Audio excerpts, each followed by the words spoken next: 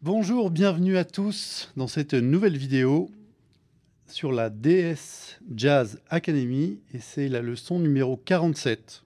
Il y a pas mal de personnes ces derniers temps qui m'ont contacté et finalement tout le monde a le même problème de ne pas savoir où commencer. Donc le titre de la leçon d'aujourd'hui s'appelle « Par où commencer ?» Cette leçon, elle est disponible dans le DS Jazz Academy. Donc le DS Jazz Academy, c'est une multitude de leçons, mais très courtes. Voilà, pour pas s'éparpiller. Et ces leçons, elles sont aussi en lien avec toutes les autres méthodes que j'ai pu écrire. Mais pour ça, il faut faire partie de la DS Jazz Academy. Tout est dans la description. Allez voir, allez jeter un œil. Et si ça vous intéresse, n'hésitez pas à me contacter.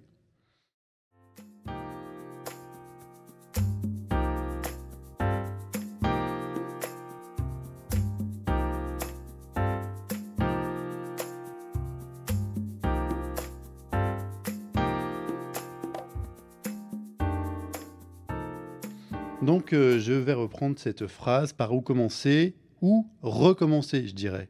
Parce que pour la plupart d'entre vous, vous avez bossé énormément de choses, des gammes dans tous les sens, des phrases dans tous les tons, plein de choses. Et malheureusement, au bout de plusieurs années, vous en êtes toujours au même point. Et en fait, moi, j'ai aussi connu ce phénomène, cette sensation de tourner en rond et de pas du tout avancer. Alors pourquoi? C'est toujours la même chose. Ça ne sera pas le surjouage dont j'avais parlé dans la vidéo précédente, mais c'est surtout le fait de travailler trop de choses, de trop s'éparpiller. Il faut vraiment construire une zone de confort. Alors, qu'est-ce qu'une zone de confort? Une zone de confort, pour moi, par rapport à l'improvisation, ça n'a rien à voir avec la zone de confort qu'il y a dans la vie, où je ne suis pas du tout allongé dans mon canapé en attendant que ça se passe. Non, non, je travaille plein de choses, j'ai réfléchi à plein de choses, mais je suis dans une zone où je suis toujours à l'aise. Pourquoi j'ai besoin d'être dans cette zone de confort et pourquoi j'ai besoin d'être toujours à l'aise? C'est par rapport au tempo. S'il y a un moment, je perds le tempo, alors par rapport aux autres musiciens, il y a un problème. Si je ne suis pas à l'aise, alors je suis perdu dans la structure. Un des problèmes principaux, c'est d'être perdu dans la grille. Là, vous vous dites toujours ça. Donc, on va voir comment, justement, se repérer par rapport à la grille. Et donc, pour moi, et ça, je l'ai dit plein de fois, ce qui est le plus important, c'est le tempo, avoir conscience du tempo et travailler pour créer du tempo. Parce que c'est pas en jouant avec le métronome, en fait, qu'on crée du tempo, c'est en jouant tout seul. Tout seul, on joue et on fait sentir le groove du tempo. Voilà, donc je vais vous montrer comment on fait. Ensuite, alors évidemment, vous pouvez vous servir du métronome. Bien sûr qu'on se sert du métronome, mais il faut faire un peu plein de choses. C'est-à-dire se servir du métronome et ne pas se servir du métronome pour créer soi-même cette sensation de tempo. Il faut absolument que le tempo il vienne de nous. Parce que quand on joue avec les autres, on ne suit pas les autres. On suit le tempo qui a été donné au départ. Et ensuite, tout le monde est autour du tempo principal. Et c'est ça qui fait que la musique est vivante aussi. Donc on va travailler ça et ensuite on va travailler ce phénomène, ce concept. On va travailler ce concept de jouer toutes les deux mesures. Ça, c'est vraiment... Si vous voulez progresser, il n'y a aucune autre chose à faire. Ça, c'est le meilleur concept pour progresser, c'est vraiment les deux mesures. En fait, ces deux choses dont je vous parle, c'est pas des choses pour débutants, pour amateurs ou quoi. C'est un truc qu'on travaille, mais à longueur de temps. Moi, je travaille comme ça tout le temps. En fait, si vous écoutez bien les disques, vous verrez comment sont construites les phrases et souvent, c'est deux mesures par deux mesures. Et ensuite, évidemment, on allonge. Soit on fait des anacrouses avant la mesure, soit on dépasse un peu sur la troisième mesure. Évidemment, il y a plein de choses à faire, mais c'est le nerf de la guerre, il est vraiment là. Alors, cette leçon que je vous propose pour le DS Jazz numéro 47, je la fais aussi dans 3 tonalités. Les tonalités les plus importantes pour les instruments. Donc pour moi, la tonalité la plus importante pour le saxophone ténor, trompette, clarinette, en si bémol, ça sera do majeur. Pour la flûte, ça sera en si bémol majeur, et pour le saxophone alto, ça sera en sol majeur. Alors pourquoi je parle de ces 3 tonalités?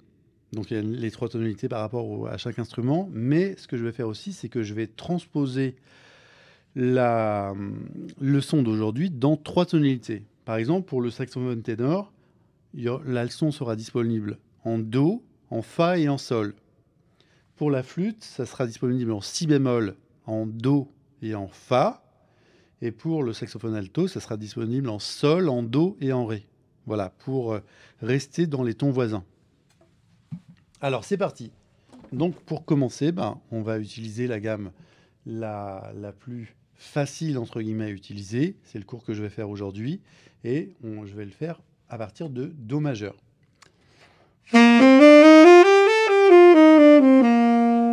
Alors, je rappelle que pour jouer une gamme, on joue de la tonique jusqu'à la 7e. On ne joue pas 2 fois la tonique. On se sert 2 fois de la tonique quand on utilise la gamme majeure diminuée. Mais ce n'est pas le cas aujourd'hui.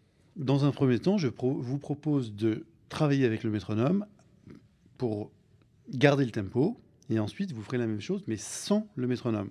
Donc, je vais développer sur la gamme majeure. Alors, voilà ce que je vais faire. Je vais pratiquer ma gamme majeure en montant et en descendant. Et vous allez voir que plus ça va, moins je joue de notes pour laisser des silences. Parce qu'il faut apprendre en fait à comprendre la sensation des silences, à ressentir le moment où on ne joue pas. Donc au début, 2 rondes. 1, 2, 3, 4. 1, 2, 3, 4. 1, 2, 3, 4. Deuxième ligne, je joue ma gamme en noir. 1, 2, 3, 4.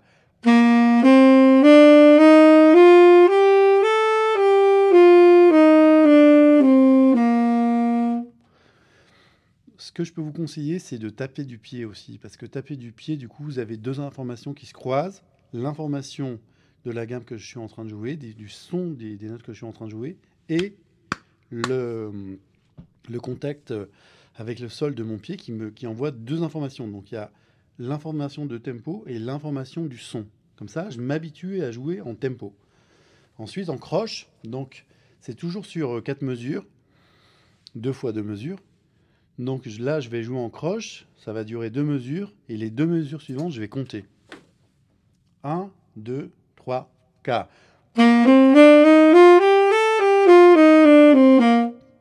1, 2, 3, 4. 1, 2, 3, 4. 1, 2, 3, 4. 1, 2, 3, 4. Voilà. Ce que vous pouvez faire aussi, et ce que vous devez faire, c'est être créatif. Il faut tout le temps être créatif. Par exemple, là, on travaille tout en Do majeur, mais cet exercice que je viens de jouer, je pourrais me dire, tiens, je vais le faire en descendant par ton. Do majeur, Si bémol majeur, La bémol majeur, Fa dièse majeur, Mi majeur, Ré majeur et Do majeur. Voilà, ça peut être un exercice intéressant à créer. Ce que vous pouvez faire aussi, c'est que sur la 2e mesure, il y a un temps de silence. Ce temps de silence, je ne dis pas de chiffres dessus, je dis chute. Chute. 1, 2, 3, 4. Voilà, comme ça, vous ne laissez pas d'endroit où vous êtes inactif. Alors, on fait ce que j'ai dit, on va le faire un peu plus vite. 1, 2, 3, 4, 1, 2, 3, 4. Ok, je vais descendre d'un ton. 1, 2, 1, 2, 3. 1, 2, 1, 2, 3, 4. 1, 2, 1, 2, 3, 4. 1, 2, 1, 2, 3. 1, 2, 1, 2, 3. 1, 2, 1, 2, 3. 1, 2, 1, 2, 3. 1, 2, 1, 2, 3, 4. Voilà. Je vous ai proposé une autre alternative. Vous avez vu que des fois, je ne compte pas jusqu'à 4 sur la dernière mesure. C'est pour me préparer à jouer. OK ? Maintenant, ce que je vais faire, c'est jouer les gammes juste en montant jusqu'à la 7e. Donc, il y aura une mesure où je joue, une mesure où je ne joue pas. 1, 2, 3, 4. 1, 2, 3, 4. Ok, donc là c'est pareil, je pourrais inventer des exercices. Je pourrais me dire, bah, tiens, je vais monter en tierce mineure. Donc ça va faire Do, Mi bémol, Fa dièse, La et Do. Je le fais un peu plus vite. 1, 2, 1, 2, 3, 4.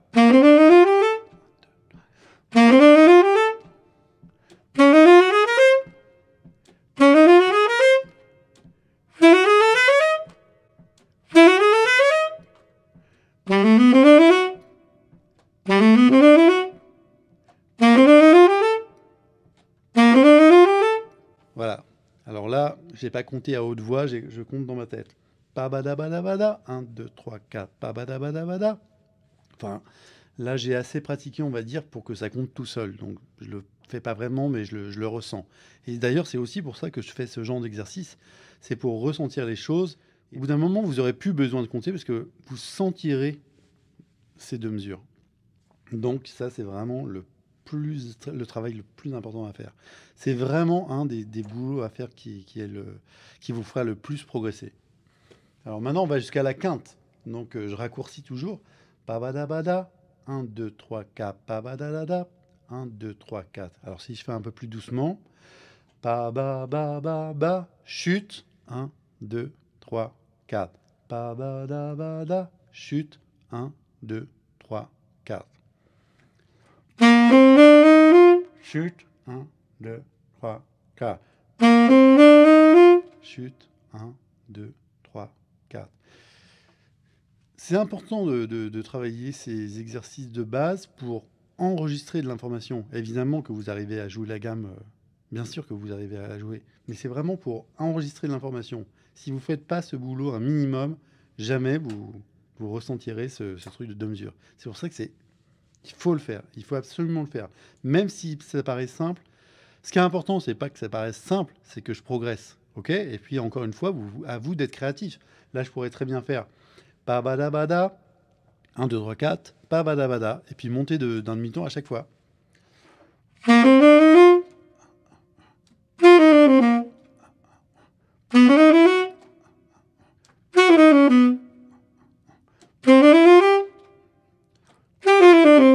Ok. Donc vous faites suivant votre niveau en fait.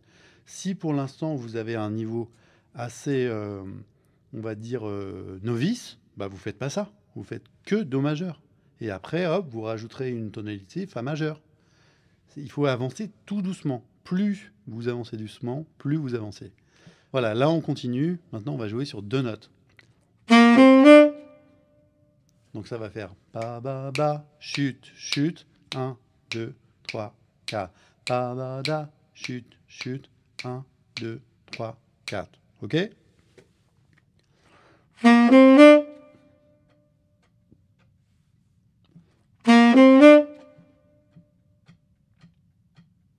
Voilà. Pareil, je pourrais être créatif, me dire, bah, tiens, là je le fais en majeur et pourquoi je le ferais pas en mineur? En mineur et puis je descendrai par demi-ton. Donc là je joue pour moi Do, Ré, Mi, bah, ça ferait Do, Ré, Mi bémol. Donc je joue des gammes mineures mais en descendant. 1, 2, 1, 2, 3, 4.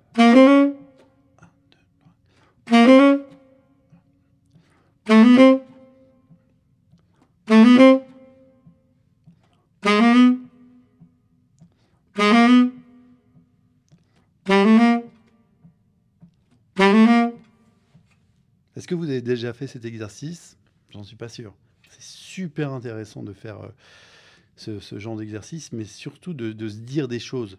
Qu'est-ce que je pourrais faire? Tiens, bah là, lui, il fait ça. Moi, j'aurais envie de faire ça. Et c'est plein de choses. Et c'est plein de choses, mais attention, toujours dans une zone de confort. C'est-à-dire que que votre zone de confort, elle est ultra dense, elle est musclée. C'est vraiment une zone de sécurité au maximum, quoi.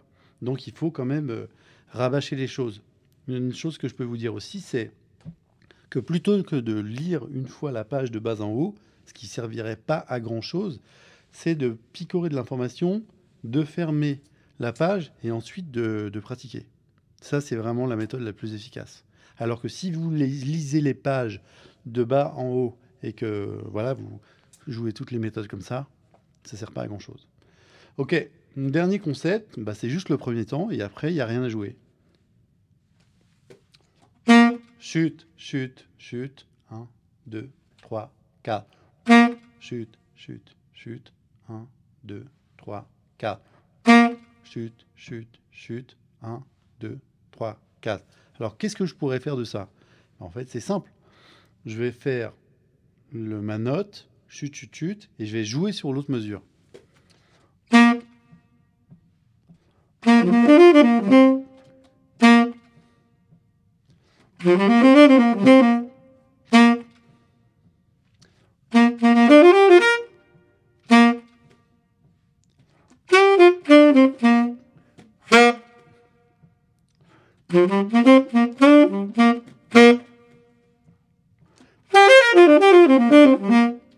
Moi, je me régale à faire ça, à créer un repère comme un groove. Donc là, ça fait comme s'il y avait un groove. Et à cause de ça, bah, j'organise mon solo. La première mesure, je joue le premier temps. Chute, chute, chute. Je joue la deuxième mesure. Voilà. Vous pouvez essayer ça. Je pense que là, si vous arrivez à faire ça, c'est que vous avez arrivé déjà à ressentir les deux mesures. Si vous n'arrivez pas à faire ça, c'est pas grave. Vous revenez dessus un peu tous les jours. Si vous travaillez 5 minutes chaque concept, vous êtes sûr de progresser à 100%. Alors, deuxième chose aussi, c'est qu'il faut quand même être à l'aise avec les gammes, en premier, les gammes majeures. Donc, ce que je vous propose pour travailler les gammes majeures, c'est de le faire tout doucement et de jouer tous les degrés de la gamme majeure. Donc là, on est en Do majeur. Do, c'est le premier degré. Ré, deuxième degré. Mi, troisième degré, etc. Pour l'instant, vous n'avez pas du tout besoin de savoir que le 1, c'est majeur, le 2, c'est mineur, le 3, c'est mineur, le 4, c'est majeur, etc. Pour l'instant, c'est pas très important de savoir ça. Ce que je trouve bien, c'est de jouer les 3 premières notes, ensuite les 5 premières notes, et ensuite jusqu'à la 7e. Donc ça va faire ça. 1, 2, 3, 4. 1,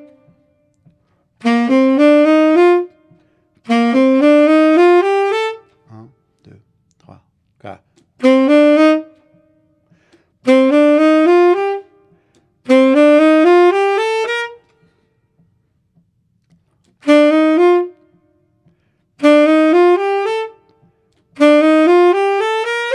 Voilà.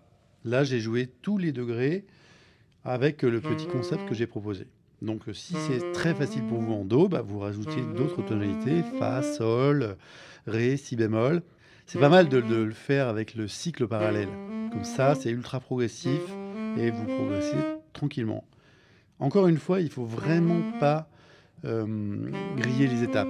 Si vous êtes à l'aise avec Do et Fa, alors vous rajoutez juste Sol, mais pas d'autres. Après, quand vous serez à l'aise avec Do, Fa, Sol, bah, vous rajoutez Si bémol. Et ça, vraiment tout doucement, quoi. Si vous allez trop vite, et ben, au bout d'un moment, quand on va trop vite, on se casse la gueule et il faut reprendre loin en arrière. Alors, c'est mieux d'aller doucement. Là, évidemment, on a joué en montant. Ben, on pourrait faire la même chose en descendant. Donc, ce que je vais faire, c'est descendre là. Je vais descendre à partir de la tierce parce que ma première phrase, c'était ta, da, da, do, ré, mi. Donc là, je vais faire mi, ré, do. Ensuite, je jouais do, ré, mi, fa, sol. Donc maintenant, je vais faire sol, fa, mi, ré, do. Je jouais do, ré, mi, fa, sol, la, si. Donc maintenant, je vais faire si, la, sol, fa, mi, ré, do. 1, 2, 3, 4.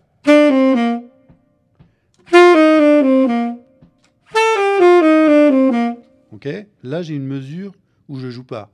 Je profite de cette mesure pour visualiser ce que je vais jouer dans la mesure d'après. La mesure d'après, je serai en ré mineur, puisqu'on joue tous les degrés. Donc ré mineur, ben, ça commence sur fa, mi, ré, après la, sol, fa, mi, ré, après do, si, la, sol, fa, mi, ré. 1, 2, 3, 4.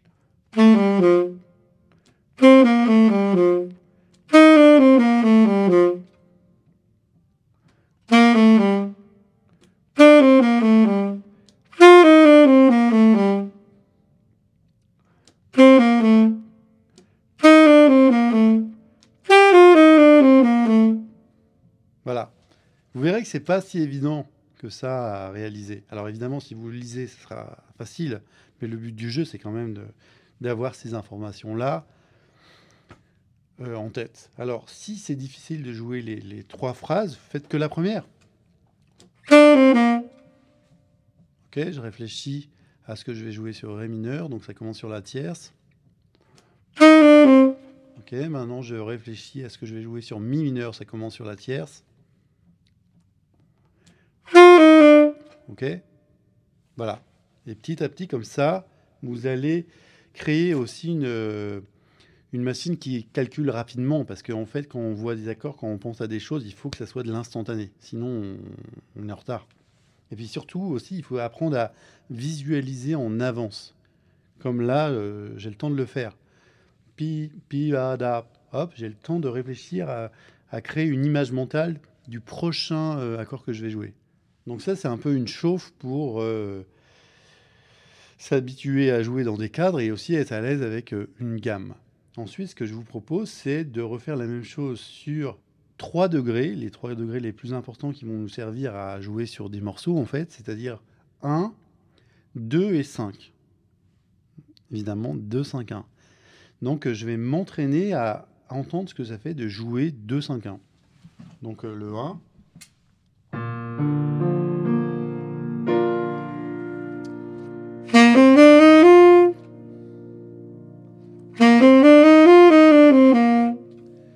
Et le but du jeu, ça va être d'entendre comment faire sonner, en fait, pour moi, ce Do majeur. Et la meilleure façon, l'unique façon de faire, c'est de partir de la tonique et de revenir sur la tonique. Et ce que je vais faire, c'est que je vais m'entraîner à jouer toutes les 2 mesures en commençant toujours de la même façon, en revenant sur la tonique, mais en laissant mon esprit se balader pour voir ce qu'il pourrait jouer. Alors là, sur le coup, je mets un accompagnement. J'en ai fait un d'ailleurs pour le DS Jazz Academy. Il sera avec le PDF. 3, 4.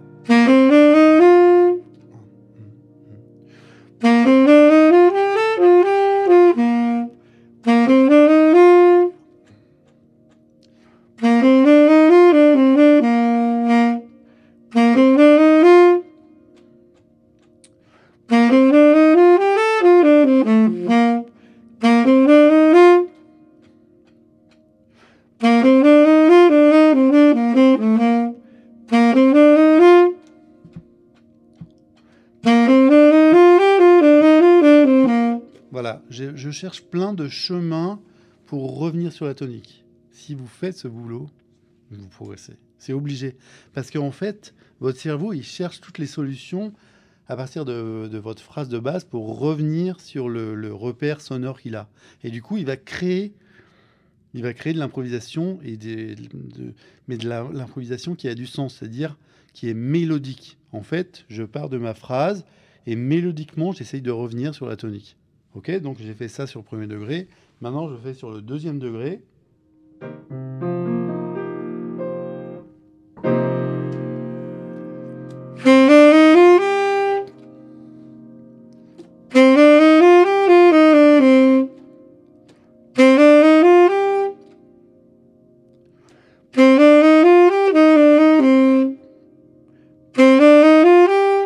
Un, deux, trois, quatre.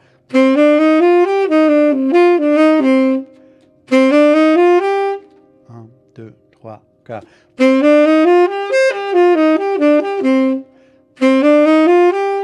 Un, deux, trois, quatre. Ok. Et quand je joue comme ça, en fait, je cherche rien du tout. J'essaye juste de revenir sur la tonique de l'accord et je laisse mon esprit rêver à de la mélodie. J'adore cette expression, à rêver de la mélodie, parce que en fait, rêver, c'est quelque chose où on va créer des images mentales qui peuvent être, qui sont assez extraordinaires. Donc, on rêve d'une mélodie qui irait avec le début de la phrase. Ouais, c'est joli. Et là, quand je joue ce genre de choses, je sens que mon esprit, il se promène, quoi. Il se balade et c'est vraiment Moi, j'adore pratiquer comme ça, quoi. Je me dis jamais c'est moche ou c'est beau. Je joue et puis il y a des moments et je voyage. Alors évidemment, vous n'allez pas trouver tout de suite des super phrases. Mais c'est pas grave. Vous jouez et au bout d'un moment, ça se met en place. Ok, notre troisième accord, l'accord de dominante.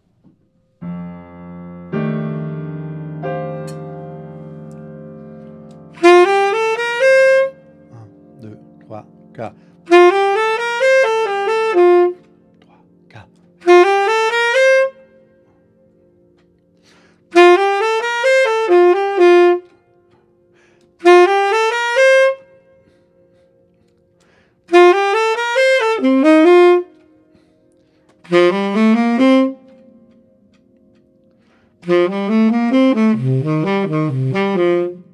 Voilà, je m'amuse à jouer les phrases. Alors, bien rester linéaire, je monte, je descends, et je fais pas trop d'écart de notes.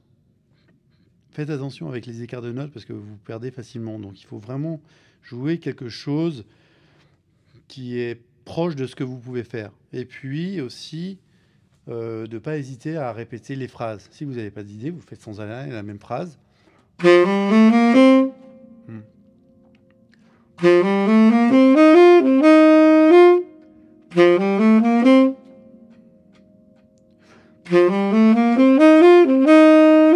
En fait, de répéter la même phrase, c'est pas du tout négatif, c'est même ultra positif.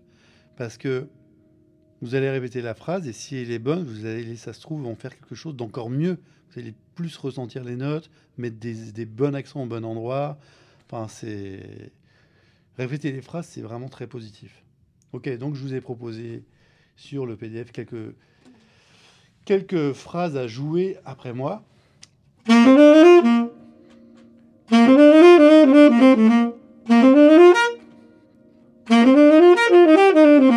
Voilà, vous devez vous amuser absolument à partir d'une phrase de départ, une phrase repère, on va dire, et créer, parce qu'il faut être créatif, la deuxième partie de la phrase, qui est une phrase qui est résout, qui va vers une résolution. Ça, c'est vraiment un travail de base que vous pouvez faire. Vous vous dites, bah tiens, je vais jouer en do majeur pendant 5 minutes. Et...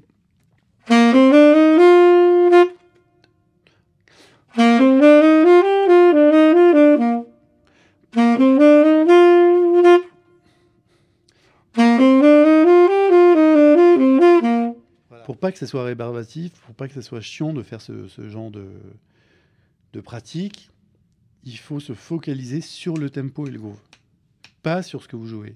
En fait, ce que vous jouez, c'est un son qui doit être beau parce que vous faites gaffe au son, mais c'est surtout le tempo. Avoir conscience du tempo et de la structure. Et du coup, vous êtes moins sur les notes que vous êtes en train de jouer. Vous n'êtes pas là en train d'analyser les notes que vous êtes en train de jouer du style ouais, là, je suis en train de jouer la quinte, la sixte, la septième. Non, je joue. Je joue ce qui vient et j'entends que par moment, bah, quand je passe sur telle note, ça fait tel effet et c'est chouette. Parce qu'en fait, une tonique, une neuvième ou une sixte, suivant comment vous jouez la phrase, bah, la note peut être aussi belle. C'est pas la neuvième qui est plus belle que la tonique ou la sixte qui est plus belle que la neuvième. Pas du tout. C'est comment vous abordez les phrases, comment vous jouez les notes des phrases. Voilà, je vous propose aussi, dans cette leçon, de commencer, en fait, parce qu'on fera dans une leçon prochaine, de commencer phrase d'appel, phrase de résolution. En fait, phrase d'appel et phrase de résolution, c'est très simple. Quand vous finissez avec la tonique, c'est une phrase de résolution. Quand vous finissez avec une autre note, c'est une phrase d'appel. Et ça, il faut s'entraîner pour le faire parce que ça ne vient pas du tout. Il n'y a rien d'évident qui vient comme ça. Il n'y a rien de ce qui pourrait être, qui semblerait facile à choper. Si vous ne l'avez pas travaillé, vous ne l'avez pas. Point à la ligne.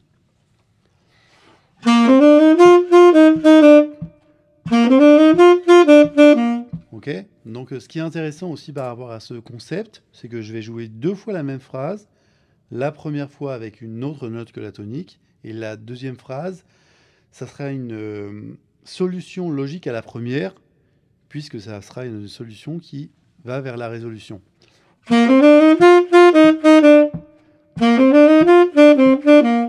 Ok, alors là, ce que j'ai fait aussi, c'est que j'ai rajouté un petit gimmick rythmique.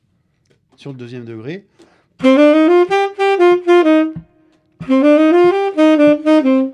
Alors là, j'ai écrit évidemment toujours la même phrase, mais vous pouvez chercher plein d'autres phrases.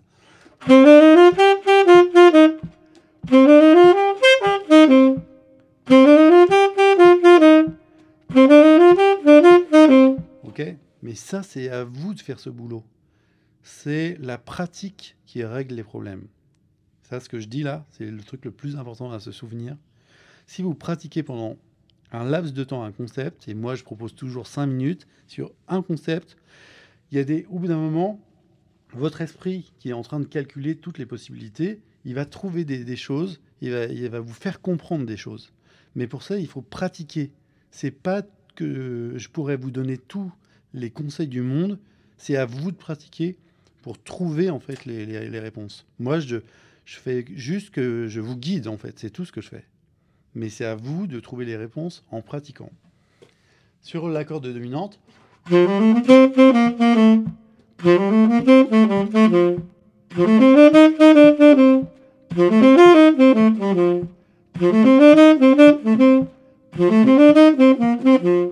à la rigueur, même si je fais pas 2 fois la même phrase, c'est pas très grave. Mais en tout cas, je m'entraîne à le faire. Donc avec cette leçon, il y aura un audio sur lequel vous pourrez travailler tous les concepts qu'on a vus. Comme je l'ai dit, les leçons dans la Jazz Academy sont très courtes. Mais si vous êtes un peu créatif, il y a beaucoup de choses à faire. Mais toujours avec des idées, avec 2-3 idées, on peut développer énormément. Et c'est ça que vous devez faire dès le départ. N'oubliez pas de vous abonner à ma chaîne si le contenu vous plaît. N'hésitez pas à mettre un pouce. N'hésitez pas à me contacter pour toute information. Et allez voir aussi dans les PDF que je propose dans la description. Ciao, ciao, à bientôt.